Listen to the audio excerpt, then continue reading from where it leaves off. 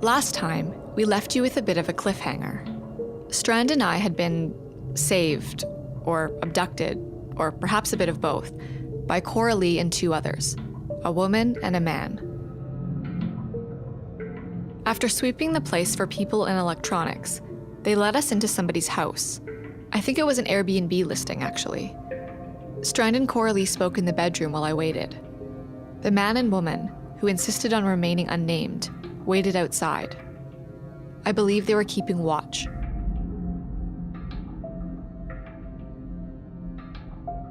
When Strand and Coralie exited the bedroom, I asked her if now was a good time to conduct our interview. She looked at Strand and then walked outside. I followed. Strand didn't. I stood out on the porch as Coralie and the others got back into their van. I saw Coralie look back. As she looked back, I knew she was looking at Strand, that he'd stepped out onto the porch behind me. I could feel him watching. I could feel his desire to follow his wife. They finally drove away. When I turned around, Strand had re-entered the house. I stepped back inside and moved into the kitchen, where Strand stood pouring himself a cup of tea. It was hard, watching him pulled apart like that. With Dr. Strand, it's easy to forget that he's a man who's fallen in love, who's experienced highs and lows, loss, life, and taxes, just like the rest of us. Well, maybe not exactly like the rest of us, but you know what I mean. It seems like Strand has developed a kind of protective shell around himself since his wife's disappearance. We stood there for what felt like at least 15 minutes, until Strand finally broke the silence. Thank you. For what? No, it's okay. I haven't fully processed it all. Not yet. Of course. Maybe you'll see her again. One day. Maybe? I don't think so. At least, I'm not going to pin any hopes on that. Well, if it's any consolation, I could tell she still loves you. It's not. Right. Of course not. But thank you. I wanted to debrief Strand, to ask him what Coralie told him. What happened to her? What was going on? But that could wait. The man had just lost his wife. Again.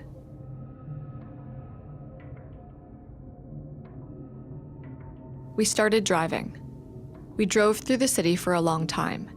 I think he just didn't want to be alone that night. A little while later, we ended up back at his place. I know it's been a long night for you, but do you mind if I ask you a few more questions? It can wait if you're tired. Can I offer you a drink? Sure, thank you.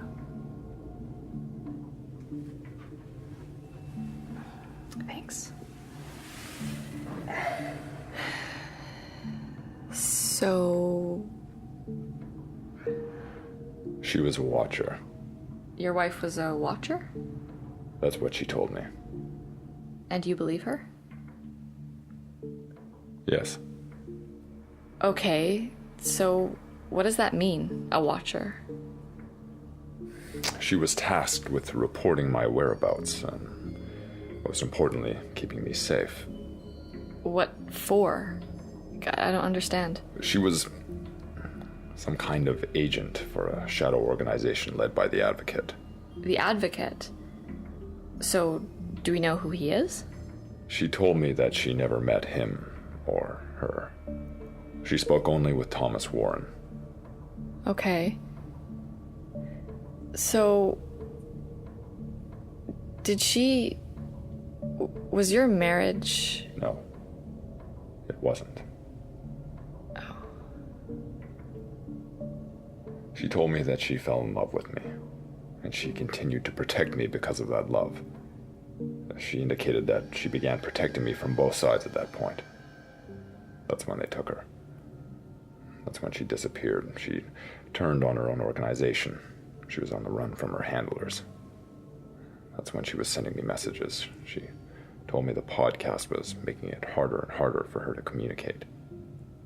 They were monitoring the show? Yes. They were looking for Coralie. Okay, well, that sounds good, doesn't it? What do you mean?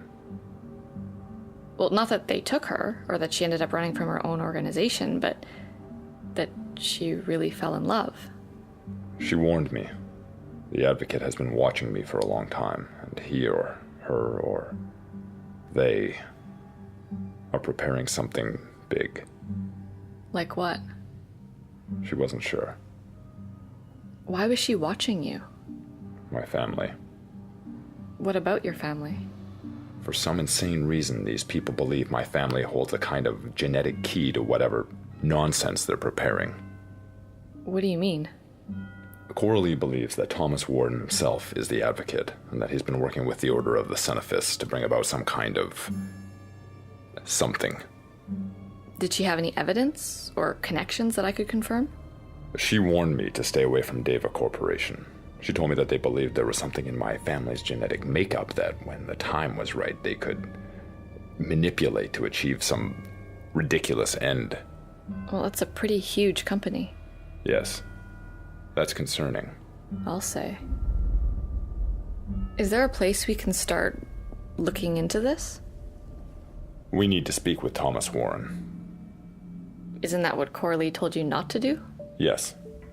But you're going to do it anyway. Yes. I asked this the other day, but it was a bit accusatory at the time. I want to know if you had other motivations for starting the Strand Institute, other than your stated mission statement. That mission statement is the primary reason for the existence of my institute. But are there any other reasons? I suppose, to some extent, my grief and some personal failures may have provided additional motivation. Personal failures? What do you mean? When Coralie went missing, I went into the woods by myself for several days looking for her. At some point, I got so desperate I tried to rekindle whatever ability I believed I'd possessed as a child. You mean the ability that led you to the body of Bobby Mames? Yes. Obviously, I didn't have that ability. I'm not psychic, but there was something I don't know, at one time I thought maybe If you had no psychic ability, how do you explain leading everyone to Bobby Mames? When the news broke about Bobby's disappearance, it shattered my mother. I don't know. Perhaps it had something to do with her missing my father.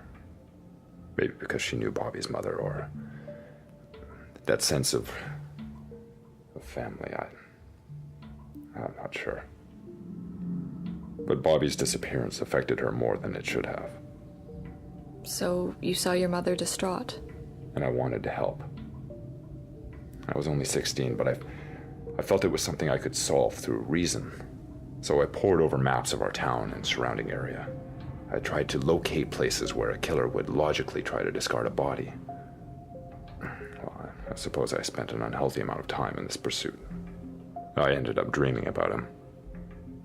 A very vivid dream is what you told Wayne Coates. And it crystallized in my mind.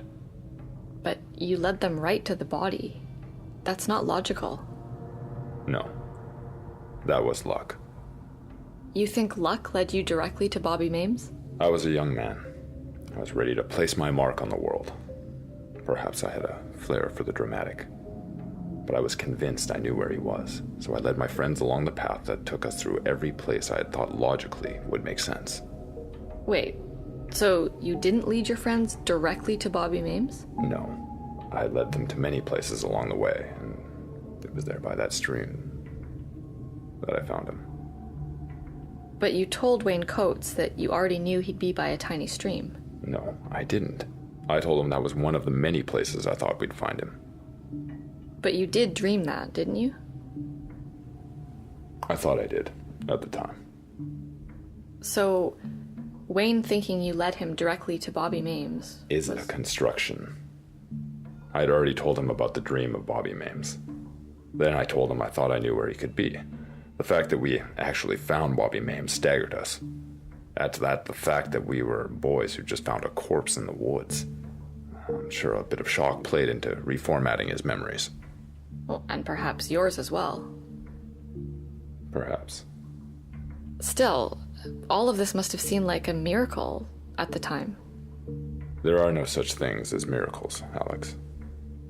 And you told Wayne instead of the police because you were afraid they'd think you were somehow involved in his death? My father had been overseas for quite a while, so rumors were already swirling about town about my family. I know it stressed out my mother. The last thing I wanted was to bring more stress into her life.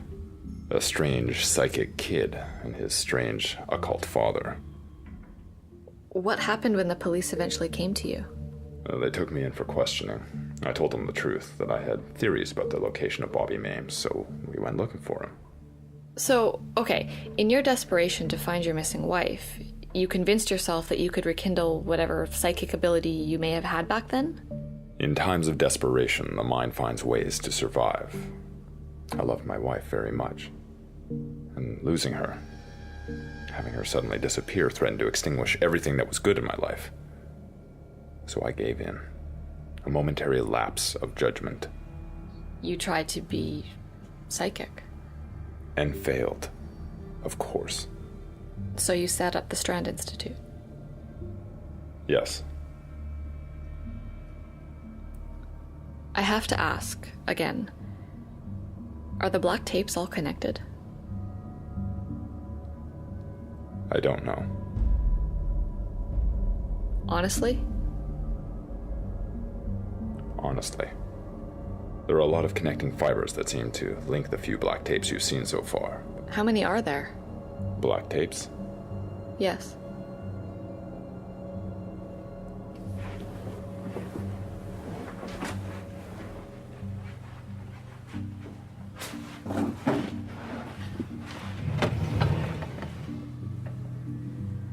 Wow. Yes.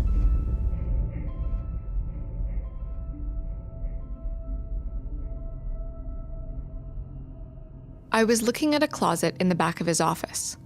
There were shelves upon shelves of black tapes, probably 100 of them, maybe more. And I realized finally that I had only been scratching the surface of whatever mystery lay behind these tapes.